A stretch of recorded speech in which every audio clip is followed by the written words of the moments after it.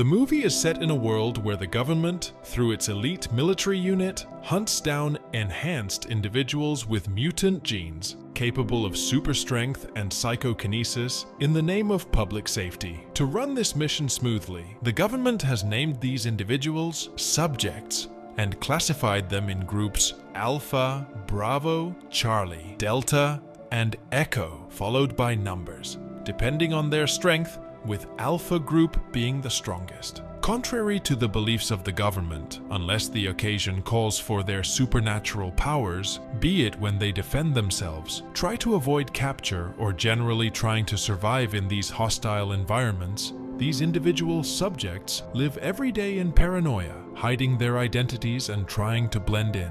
Sergeant George Shepard, leader of an elite military unit, and his partner Scott Cromwell stake out a man named Joseph, suspected of having escaped the government safety house made for imprisoning subjects like himself. After all, their support unit is in place. Sergeant George and Scott approach him and ascertain that Joseph indeed is a cover name, and that his government-given name is 78-934 Bravo, corresponding to the second strongest class of mutant subject he belongs to.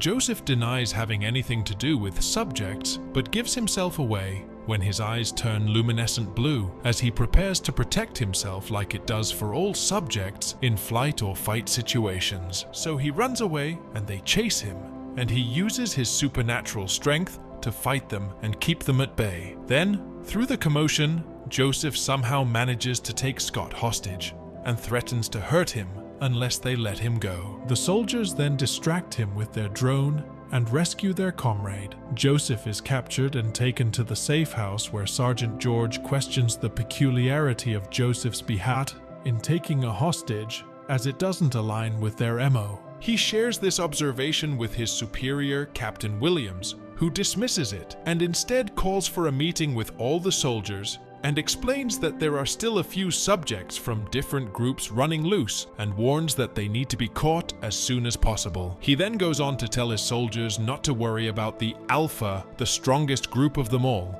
as they don't exist. He further elaborates that the project responsible for the mutants was gladly shut down before the Alphas were made. He also warns to keep their eyes open, as the subjects were being hunted down by their own kind for reasons not yet known to them, and so the goal becomes to get as many subjects as they can to the safe house before this new threat kills them. Meanwhile, on the other side of town, a subject by the name Anna hides her identity and works in a garage, and in an effort to minimize interaction with the general public, lives out of her van. Anna dreams of escaping all the brutality and going to China. Dan, her helpful boss, arranges with the local gangster head to get her a passport, but the man changes his mind at the last minute and demands more money from Dan and assaults him when he hesitates, right in front of her. She is then forced to come to Danny's aid. She attacks the group of men and their leader and kills them. Dan,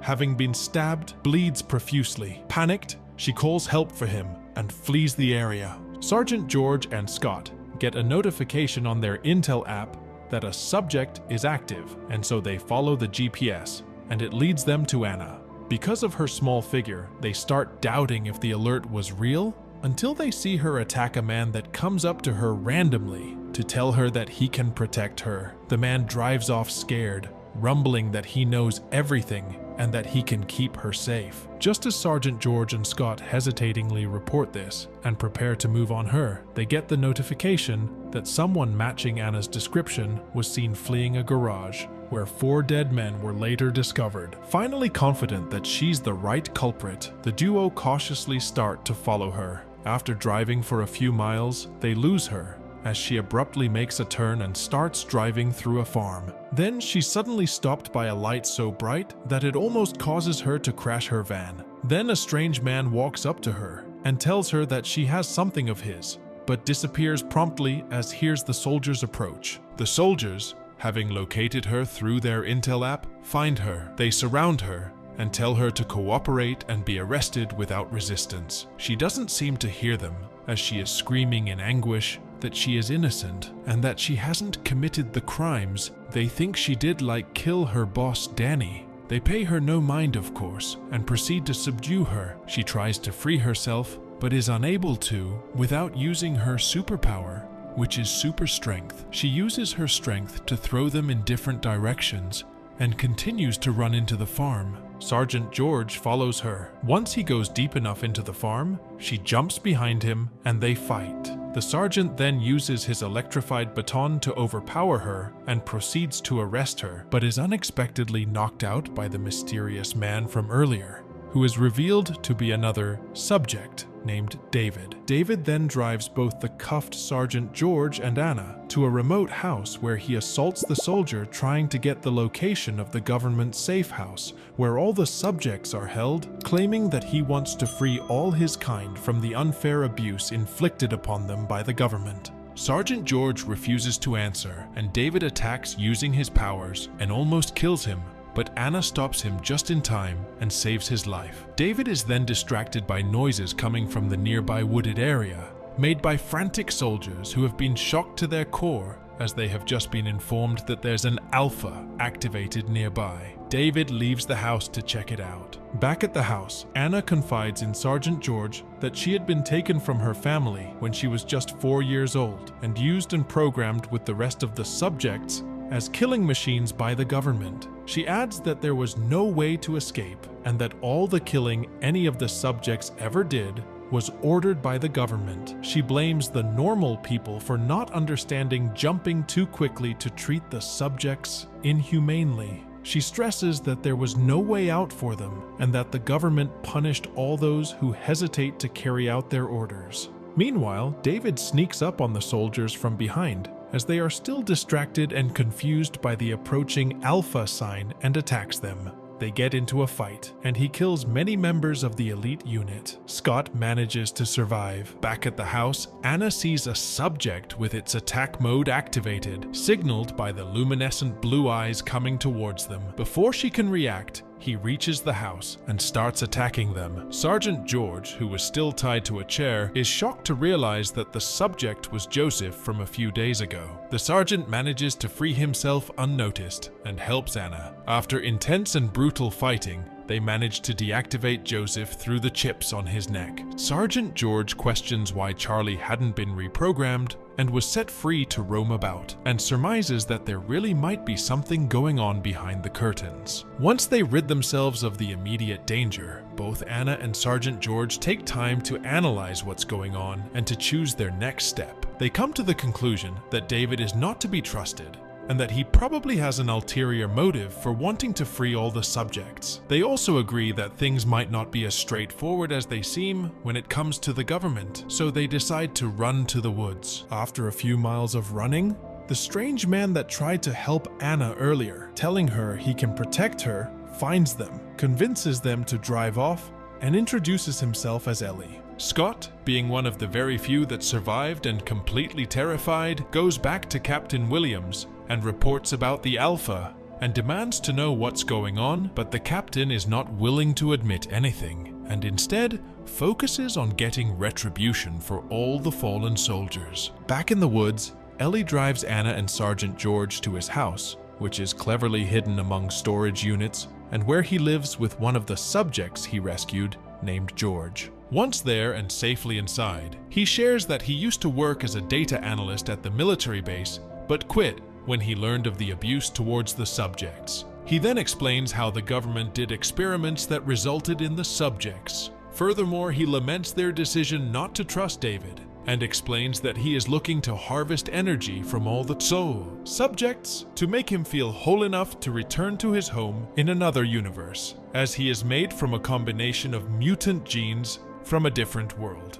After their discussion, Sergeant George plans to contact his captain and tell him what's really going on, thinking he must be in the dark while Anna prepares to escape into a better world without such extreme prejudice. However, just as they bid farewell to Ellie to go their next move, David appears out of nowhere and kills him. Subject George fights him off to allow time for Anna and Sergeant George to escape. They do so, feeling terribly sad for leaving Subject George behind. David unfortunately kills George as they feared and harvests his energy. Captain Williams gets intel of an active subject and sends his men to catch them and announces that Sergeant George is no longer their concern as he has aided and abetted the enemy. Meanwhile, Anna and Sergeant George run away from Ellie's house and find themselves in a parking lot. Anna tries to wire one of the cars for their escape, but David catches up to them before she can do so. He throws Anna under a heavy container and proceeds to kill her, but Sergeant George stops him by promising to lead him to the safe house if he can spare Anna's life. He's tempted by the offer, leaves Anna and the two men drive to the safe house. Sergeant George takes the wheel and hides David in the back of the car. Sergeant George is met with opposition as he arrives at the gate of the safe house and is taken to the captain. There, he doesn't see eye to eye with the captain, and they argue over the subjects, as the captain reiterates that they are just weapons paid for by the government, and so are at their disposal to use for whatever they want, whenever they felt like it, while Sergeant George explains that they have been unfairly used by the government, and what they have been through was not justified, especially because they are a result of the government's ambitious experiment. Annoyed with Sergeant George's claim, the captain throws him out of the control room, from where they can see David making his way up the building by killing and harvesting his victim's energy. The captain and his men are visibly worried about this, but don't have time to react